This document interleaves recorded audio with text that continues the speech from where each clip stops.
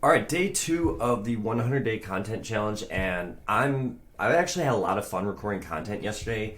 I'm really excited because I already learned something, and that something is I'm not going to be recording 100 minutes of content every day. It's just too much. Like, I had fun doing it, I could do it, but I was editing until 10:30 last night. I was only expecting to get maybe 8 to 10 clips out of my 100 minutes of content, but it ended up being like 38 that I could actually probably use on social media, which is just absurd to post that much that frequently.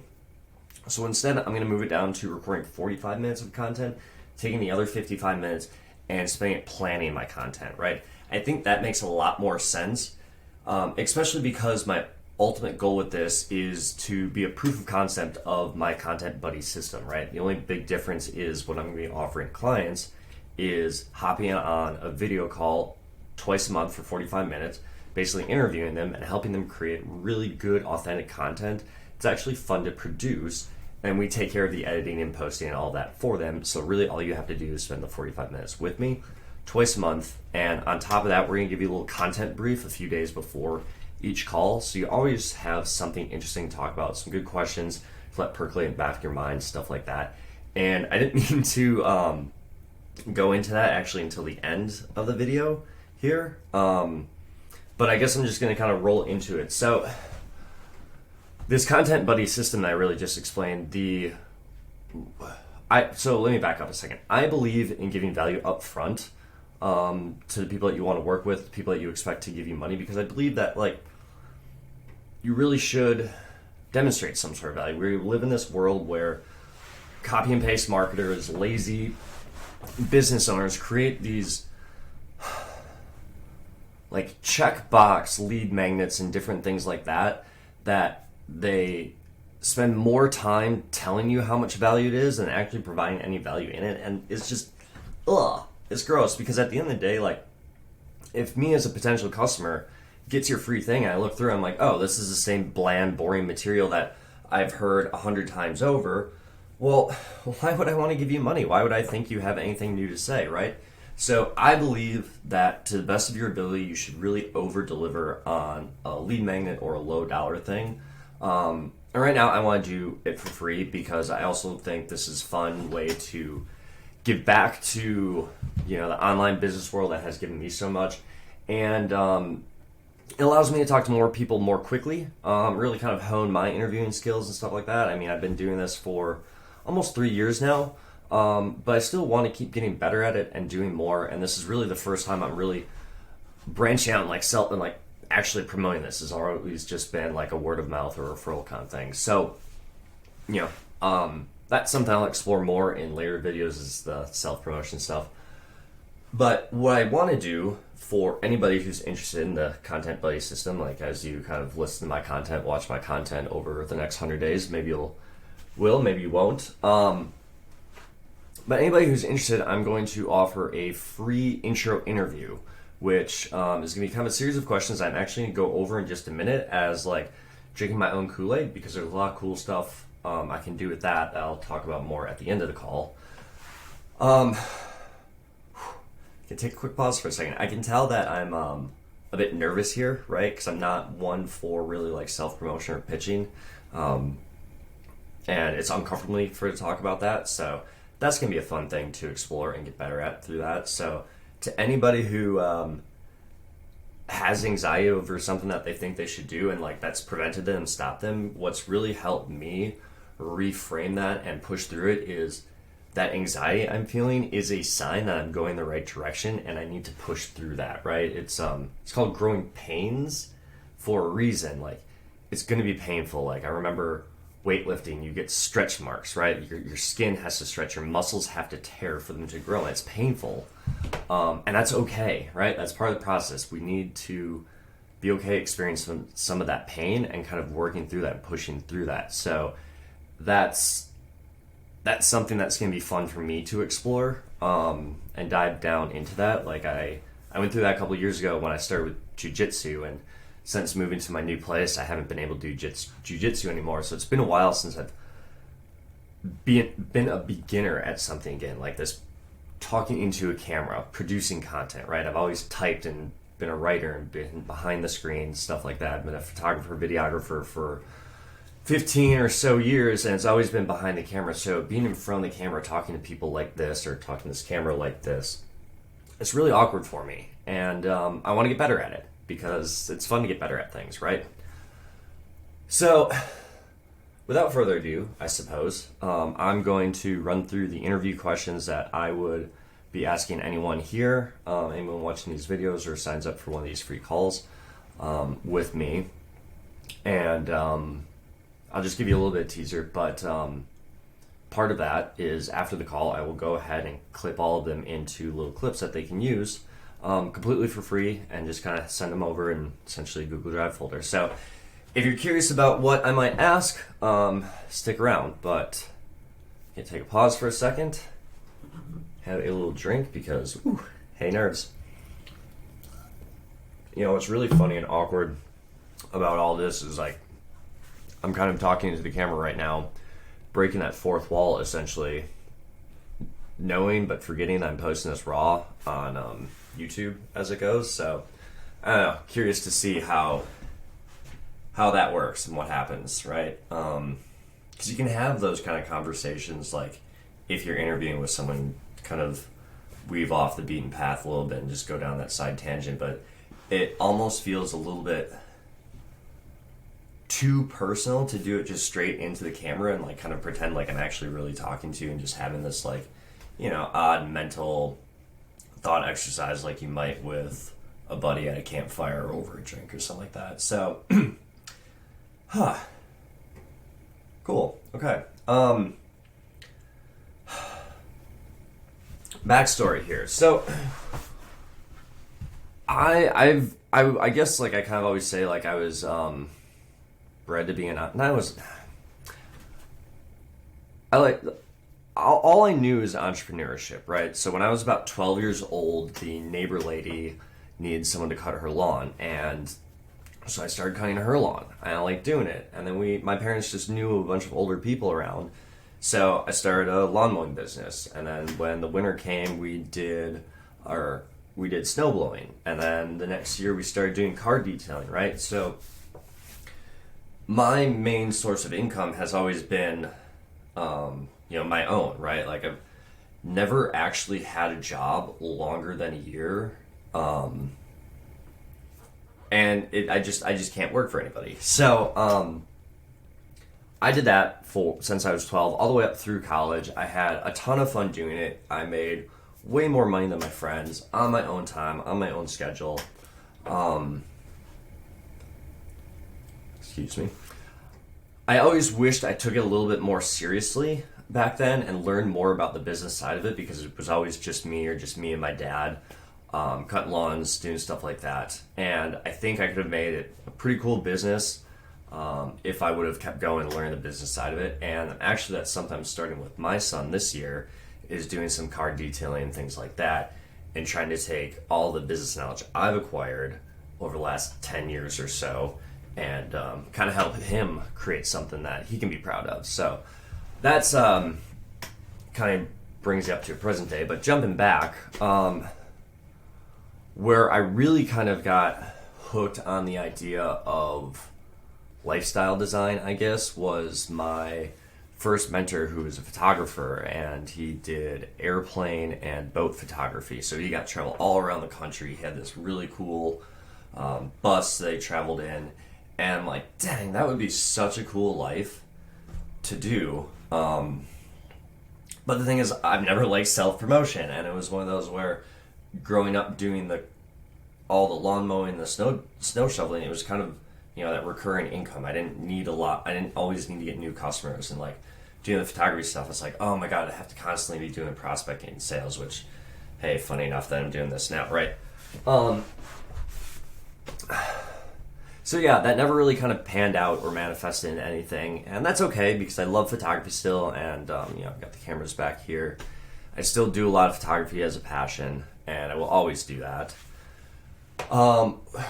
Where I got my first taste of like actually marketing was opening up a gym with a couple buddies after college. One of them was a personal trainer, didn't like the income he was making there, and I just got my tax returns back. I was like, hey dude, like, let's start a gym in our garage and see what happens. Like, you train the people and I will figure out how to get them into the gym.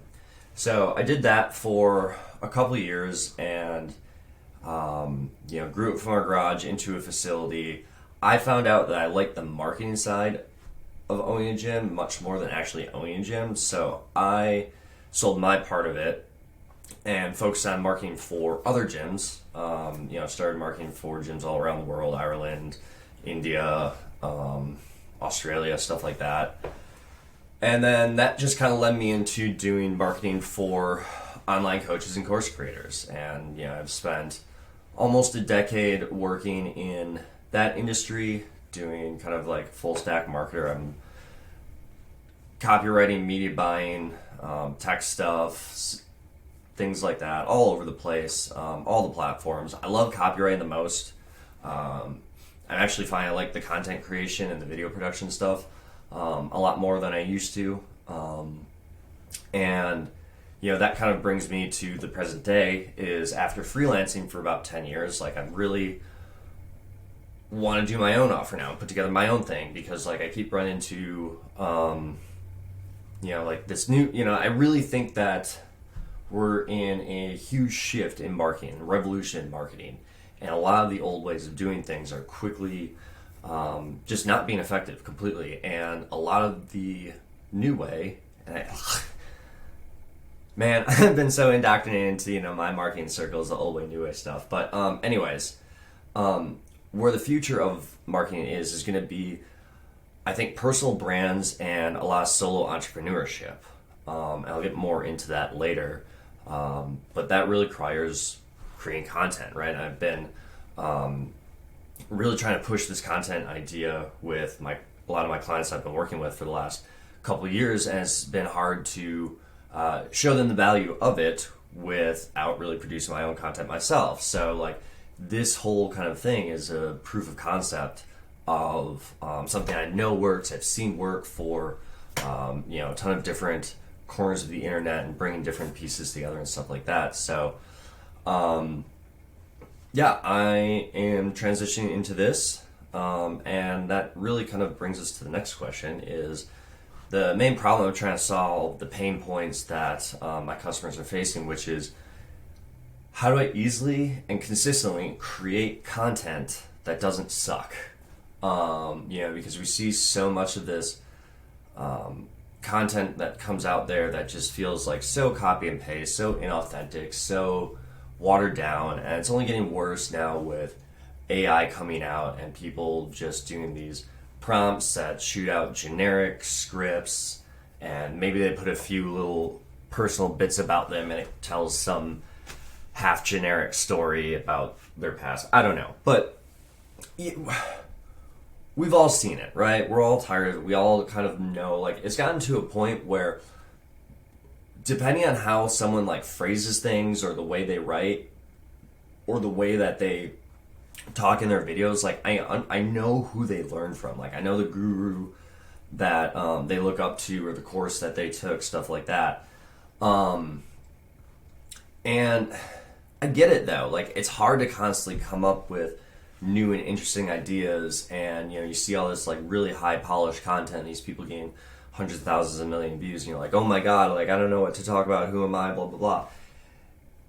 And wouldn't it be much easier just to have a conversation with a buddy, right? Think of it like that. And that's one of the things I always try to tell my clients when they're recording videos or thinking about how to phrase things or sales conversations, stuff like that. Like just imagine that you're sitting down over a beer, over a cup of coffee, whatever beverage you like, with a good friend that you haven't seen in a while, and you're catching up and you just tell them like, hey, this is what I've been up to with my life. This is what I'm excited about right now. This is why I think it would help you, right? And just like, if you take that approach, it becomes much easier just to like authentically talk about things that you're interested about, right? Like it just baffles me to no end how many business owners struggle to talk about their business, the thing that they do every day, the thing that they've like kind of built their life around, when you put a camera in front of them, right? I remember working with a client years and years ago where we were interviewing their team about like their role in the company, and they all had to type up what they were going to say on camera, and they had it on these little tiny pieces of paper, and they were like trying to sit here and read this, and it was just, I'm just thinking, guys, just tell me about what you do every day, right? Just imagine that we're sitting down, catching up, and you're just like, hey, I got this new job since we last talked. This is what I'm doing, right? That's all you have to do. And it's awkward and weird when you're just staring into a camera like this, but we get on Zoom calls all day, right? I mean, if you're in the online world, like, you probably get a few Zoom calls a week. If you're a coach, you probably do different coaching calls and things like that. And those are really easy to just talk to people and be like, oh my God, I just had this epiphany moment, and here's something awesome that comes out, right? So, twice a month, 45 minutes, we get on a call, like, hey, what's going on? Tell me about your business. And from that, we make all the content, right? So that's kind of the problem, pain point that I'm trying to solve here. And my team then takes the video, cuts it up into little short pieces of content that make you look awesome, build trust, build rapport, make people like you, stuff like that. And then we post it to all your social medias with descriptions and all that good stuff. So it really is something that trying to make it as easy as possible for more business owners to create content, because I know that's a missing piece for so many businesses, is just building that brand and that audience and followers. And no matter what you do, like, it's going to help you out, right? Which kind of goes into the next question then here, the industry change. Like, what do I see like happening with the industry? What are my kind of predictions? Because, predictions, woo. I fully believe that, like I said, the future is personal brands and like a lot more solopreneurs. The biggest benefit that AI is going to have is that it's going to be so much easier to automate kind of the boring and tedious stuff that makes it hard for people to have businesses, right? AI is going to be able to help you, set up the automations so you can record content and put out, so that you can have more time just talking about things, or have more time like working on the actual real parts of your business rather than poring over spreadsheets and trying to filter through data or different things like that. And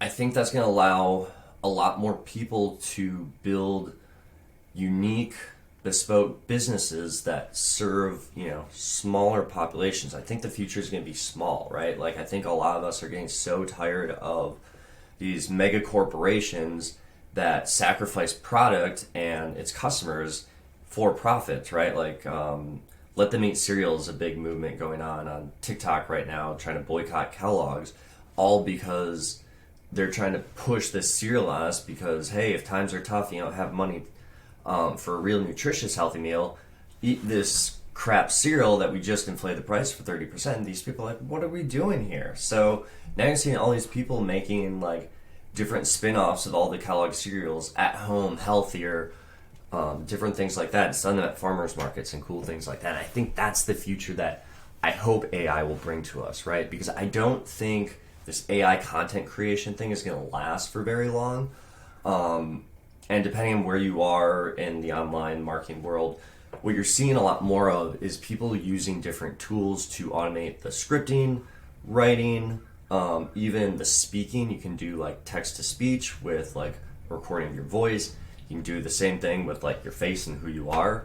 And they pair it all up so like you can create this like unlimited amount of content while never actually appearing on the screen. And marketers being marketers are enamored by it and just automating the hell out of all of this. And I think people are going to get really burnt out of it really quickly, especially because we're in this election year and we're going to see so much fake content, not just of presidential candidates, but like real average people telling different stories that never happened about, like, just imagine how many people or how many videos you're going to probably see popping up on social media talking, just an average ordinary person talking about a bad experience that they had at someone's rally, right? Some political conference or some interaction with one of these candidates. My gosh, and you're probably going to even see like people possibly pop up. Like, there's definitely going to be those scams and things like that. I think after this election, people are going to be so burnt out and just so over that. There's going to be a certain demand for making sure it's verified. That's where you might see a resurgence of blockchain technology, where it just verifies that, hey, this is actually me, human version, talking, not an AI copy. And I think the other thing too is you're going to see a bunch of people looking for more in real life experiences, travel, community get-togethers. You're seeing so many people turning to homesteading, right? Like, I see a lot of content around homesteading where I think a lot of people are going to just get different information, tips about like how to run their homestead, how to grow their vegetables a little bit better, how to get more meat out of their meat rabbits, things like that. And then they're going to go live their life, right? People are going to go on social media looking for different travel destinations, and they're going to stumble across a travel agent who just so happens to put on travel destinations for this type of experience that you want to have. And it's like, oh my God, I'm going to do that. And you use social media to find these in real life experiences that you can then go do, right? Because it is only a matter of time. It is an absolute certainty at this point that AI will replace most of what we consider work today. There will be very little actual work for humans to do, to the point where we'll have to find a new way to find value, purpose, status, things like that. And I think a lot of it will be then around like leading interesting lives, doing interesting things, then talking about on social media.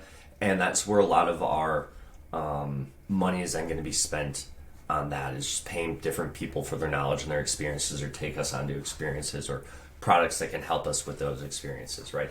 I don't know, right? I could be so completely far off. I haven't the slightest idea, but that's kind of what I see. And in the meantime, even if that doesn't come true, putting out more content from you as a human person will be a good thing, right? I think that will always be better than AI-driven content, because there is no AI that can replicate kind of the flawed ideas and viewpoints of someone who has a limited set of experiences, right? Like my own biases and stressors and anxieties and ideas and ideologies and life experiences all play into the words coming out of my mouth right now, and why I'm choosing these over anything else, or choosing to do this over anything else I could do with my time. And that's not replicatable by AI, at least not yet. Maybe someday, I don't know. But for now, like, that's kind of how you beat the AI content thing that's going to be happening here. So that's kind of like, I don't know, I'll be curious to see how well this bit ages. So this will be fun. And then the kind of last point I would say before moving on with that is, I think, how do I want to put this?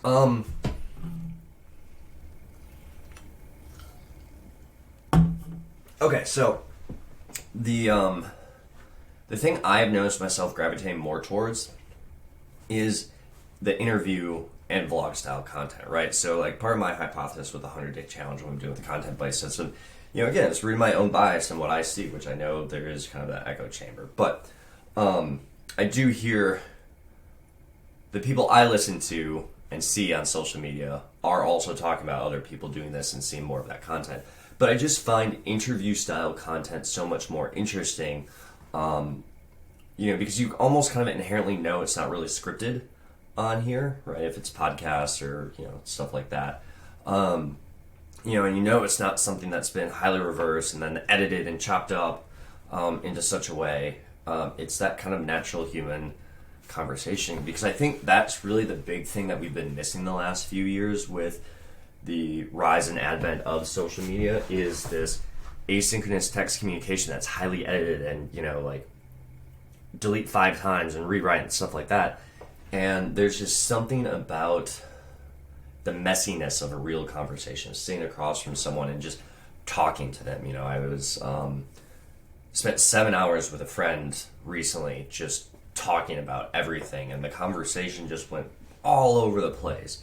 I remember my one of my good friends I lived with right after college. We would sit up till all hours of the morning talking about alien conspiracy theories, pyramids and like all sorts of stuff. And just the weirdest stuff would come out of our mouth. And, sometimes you just have to get it out. I talk with one of my best friends pretty much every morning when we take a walk, call each other up on the phone, and we just get out what's on our mind, right? Sometimes we go over things that we need to say or do or whatever, and you just have to have that kind of back and forth sometimes and like trip over your words and like let it be messy. And I think people are kind of starved for that, and especially now with everything that we're seeing with how manipulated big media has been over the years, both like newspapers, news outlets, even the different major like movie studios and stuff like that. I don't want to go to conspiracy theory yet. But like it's pretty obvious that certain messages are being said, and that's something that like, back researching everything I did about nutrition 10, 15 years ago, like I started to see it then with the change in the food pyramid and stuff like that. So it's not something that, I'm talking about anything specifically today's stuff. Like, this has been going on, and my dad, big history guy, would talk to me about how they were doing stuff like that with, the Vietnam War and all that kind of stuff. So anyways, that's another rabbit hole for another time.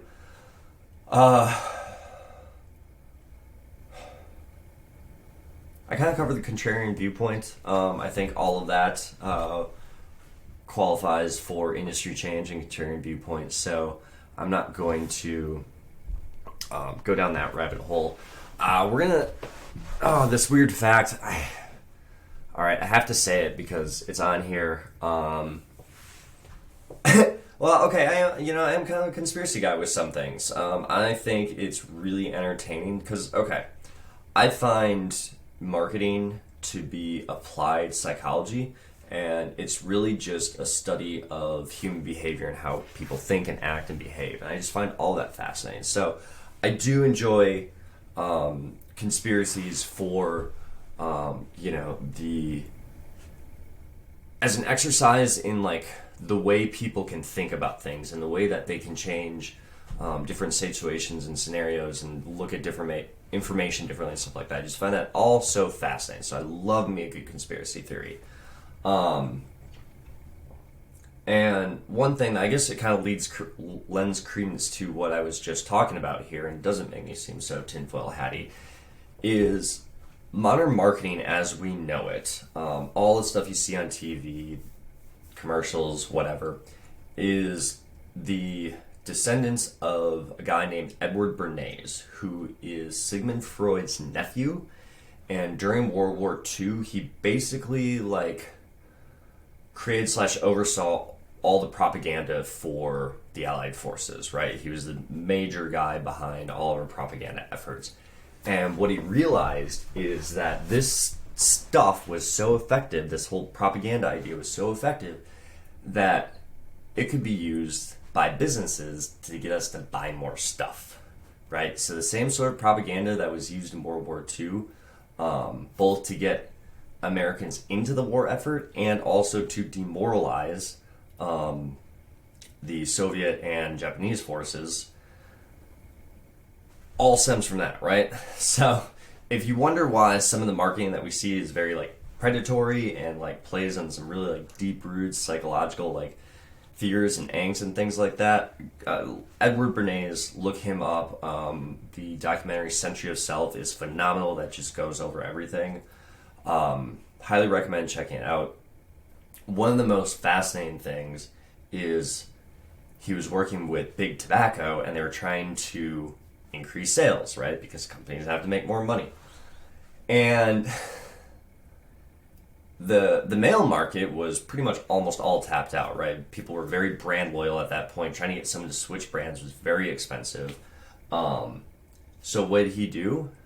He's like, why don't we get women to smoke? And at the time, still very taboo. Like, the only women that smoked were kind of like quote-unquote loose women, the ones that didn't make good wives and things like that. And he goes, well, we just ended World War II. So what if, I believe it was the Macy's Day Parade, we had all these beautiful women that were marching in the parade. when they come to the end out front of wherever they're going to be, they all light up a cigarette. And we just so happen to have these photographers there that we hired snapping pictures of them. And the headlines the next day, women light up freedom sticks. And that's why women smoke. So it's, it's crazy. And what, because the deeper psychology behind that is that by calling them freedom sticks, anybody who would oppose women smoking is essentially opposing freedom, which we just spent the last half decade plus fighting and dying for. So who's going to oppose freedom sticks, and who's going to oppose women smoking, right? And now all these women have this identity of freedom that they can attach that to with anybody who opposes that viewpoint. If they light up a cigarette and someone's like, ugh, I can't believe you smoke, that's so gross. Like, oh, are you trying to impose on my freedom? So, go watch Century Itself. They go over it in a lot more detail in there. It's fascinating. Why we take 2 Alka-Seltzers is another interesting thing they cover in there. And, going back to the instant change, I think social media has exposed a lot of that, and we're starting to see how, and I don't think there's some deep conspiracy or anything like people controlling the world behind the scenes. Like, it's pretty obvious. Like, if people are incentivized to increase, like, money, like, that's what they're going to do, right? Like, the shareholder value is, like, the number one thing that public companies, like, hold above everything else, and most of CEOs' salaries are based on, the price of stocks. So, like, of course, right? It's there's nothing deeper. It's just all right out there. So I think a lot of people are tired of it, and that's why we're seeing more of this vlog style content, people just having interviews, going back to more local. You're seeing a resurgence in local. I think with AI and stuff like that, you're going to see a resurgence in, like, handcrafted. I think we're all so tired of this, like, cheap mass-produced stuff that kind of falls apart after a couple of years. And, we have nothing else to do. Why not carve intricate things into wood and stone again? Like, at least it's something to do, right? So I think we're going to see a lot more of that. And I'm excited for it. I think it's going to be so cool and so much fun. And, we're just going to have a little bit of a rough patch to get there. All right, my next question is an interesting one that I don't know if I'm going to keep or I might change. And that's kind of the fun of doing this interview here. What's something customers need to understand before working with you, right? Would be something I'd like to ask, because I think that's a very important thing, is to be very clear about, who you are, what you do, what to expect, things like that. I think just about all problems in business just come from a lack of clear expectations. I think one of the biggest things that I have seen with building a brand is that you don't want to go viral right away. Like, it sounds cool, it makes for great marketing, go viral, go viral, go viral. But when you think about it, to go viral, you have to water down your message, right? Because you have to make it appealing to the most wide audience possible so that the algorithm picks it up, right? So you're making content for an algorithm. You can't get into anything deep, right? Because most people just don't care. They're not that interested in that thing. Like, you can hook them with some big curiosity thing, but now if you try to go deep in on your subject, they're out.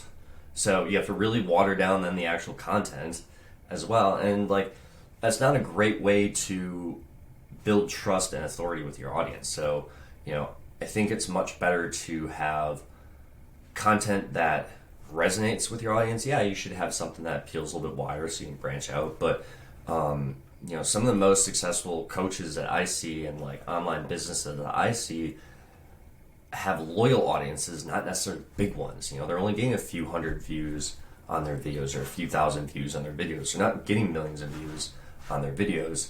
Because here's the other thing too. Like, okay, let's say, just easy math, you have a 1% conversion rate of viewers to customers, right? So over 100 people that see your video, or let's even go like 1,000 people see your video, one person buys, right? What happens when you have 1,000,000 people see your video and you still have that conversion, right? Like, could you handle 10,000 new customers in the next 24 hours, 40 hours? Like, your business would break. You don't have those systems, and I don't mean, I don't like saying you don't, but like, people don't understand that influx is going to break a business. And then, people get poor quality, they don't get the service they expected, they don't get the product that they were hoping for, and now there's a bunch of negative reviews, right? And ultimately becomes a net negative. And I don't know, that doesn't sound very fun to me. Of course, there's exceptions to the rules, and build your business your way, do what you want. That's fine. But I don't have a product for those kind of people.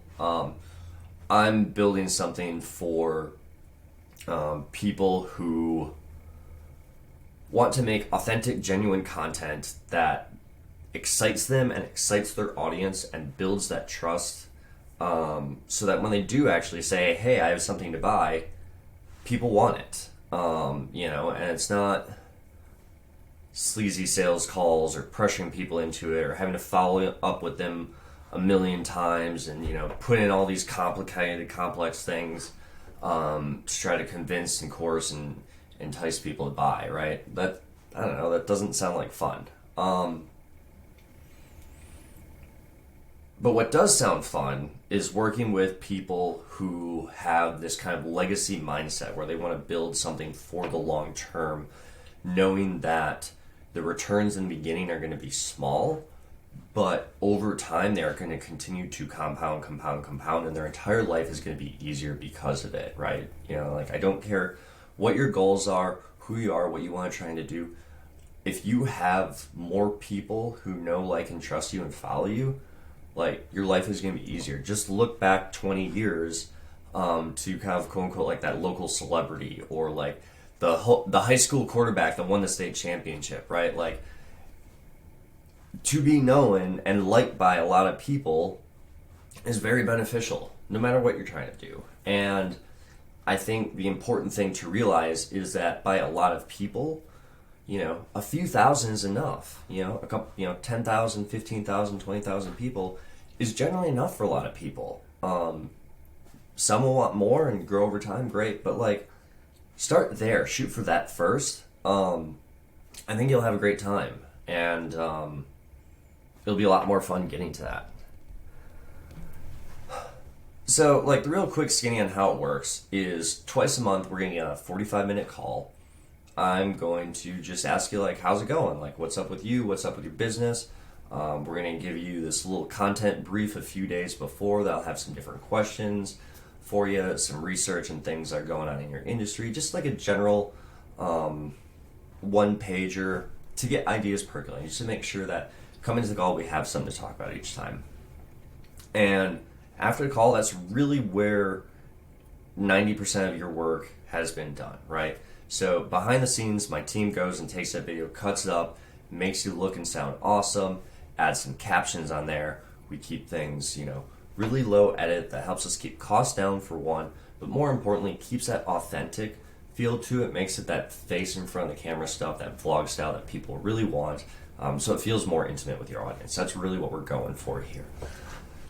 And all you have to do at that point is just approve the clips, the description, and then we put it out on social media for you, all the major platforms, and do it again next month, right? So pretty simple on that.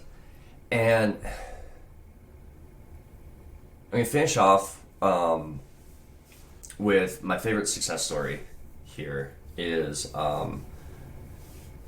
been doing this for a little bit over 2 years for the guy, and in that time he's had multiple legitimate offers for C-level positions, it's made his fundraising efforts for his different businesses so much easier. He gets complimented all the time by potential investors about his content, and how it really shows him that he is someone to be trusted with their money.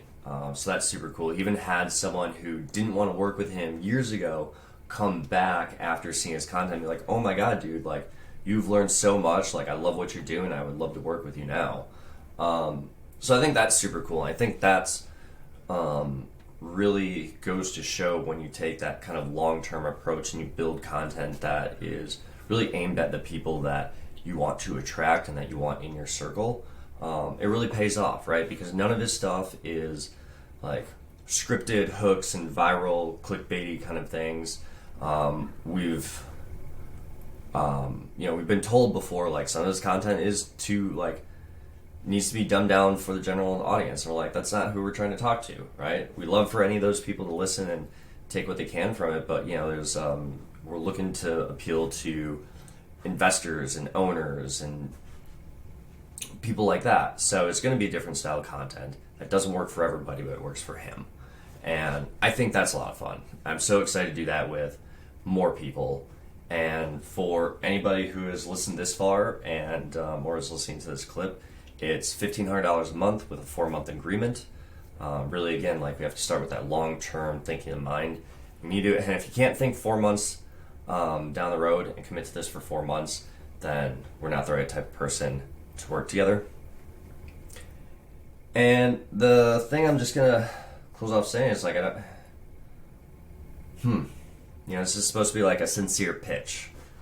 I need to think for a second. I'm really proud of myself, and we're at 41 and a half minutes, so, like, this is perfect for the 45-minute time frame.